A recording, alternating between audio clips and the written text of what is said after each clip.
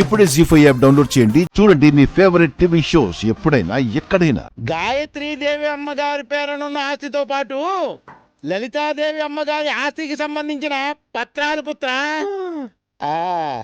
అలాగా ఇలాంటివి అయితే బాగానే వినపడతాయి చూసారా. కోట్ల ఆస్తి మరి.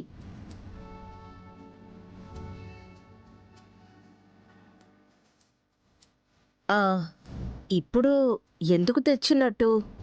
నీ చిన్న కోడలు చేసిన నిర్వాకానికి జనం ఫోన్ల మీద ఫోన్లు చేస్తున్నారు. ఈ చిట్టి ఊరికే ఉండి చావదు కదా అత్తయ్యా. గాయత్రి అత్తయ్య గురించి పేపర్లో టీవీలో వచ్చేలా చేయగానే అందరూ దేని విసిగిస్తున్నారంట.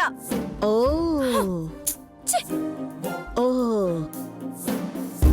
శ్రద్ధగా వినుపుత్ర, తమరి చిన్న మరదలు గాయత్రమ్మ గారి జాడ చెప్పమని న్యూస్ లో వచ్చేలా చేసిందిగా. వెంటనే క్యాచ్ చేసాడు అల్లుడు. సుమ్మి విషయంలో షార్ప్ గా ఉంటారులేండి. నేను మంచి పని చేయాలనుకున్నాను పెద్దత్తయ్య గారు. అలా ప్రచారం చేయడం మంచి పని ఎలా అవుతుంది చెల్లి?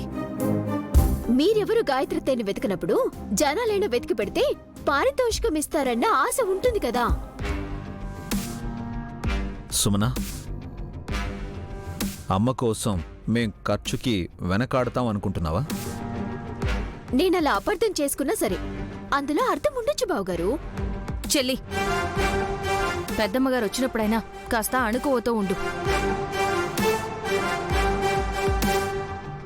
తనేం పొగరుతో అన్న మాటలు కావవి. ఇంకా చెప్పాలంటే నా చెల్లెలు గాయత్రీదేవి ఆచూకీ తెలియడం కోసం వార్తల్లో ప్రచారం చేయడం అనేది సుమన చేసిన మంచి పనే.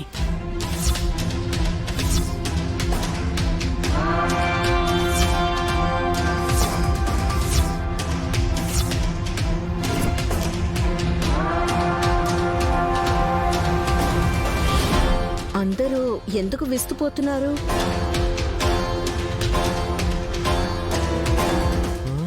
ఏమైంది మమ్మీ వీళ్ళకి?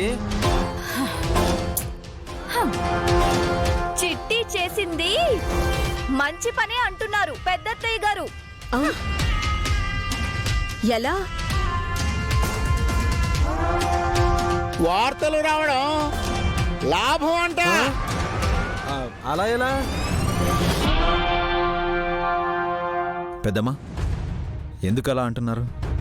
దయచేసి నేను ఎలా మంచి పని చేశానో వీళ్ళకి చెప్పండి పెద్దత్తయ్య గారు. ఏ కోణంలో మంచిదొదినా? నా చెల్లెలు గాయత్రీదేవి పునర్జన్మ ఎత్తాక ఇన్నాళ్లైనా ఇంటికి రాలేదంటే నమ్మకం సడలిపోయే ప్రమాదం ఉంది.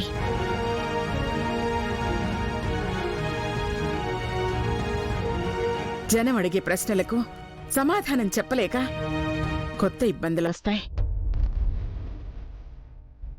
అందుకే నేను నిర్ణయానికొచ్చి ఈ మూట తెచ్చాను. నయని, విప్పమ్మా. అలాగే అమ్మగారు. ఏం చేస్తున్నారు? Wait and see. చూడండి.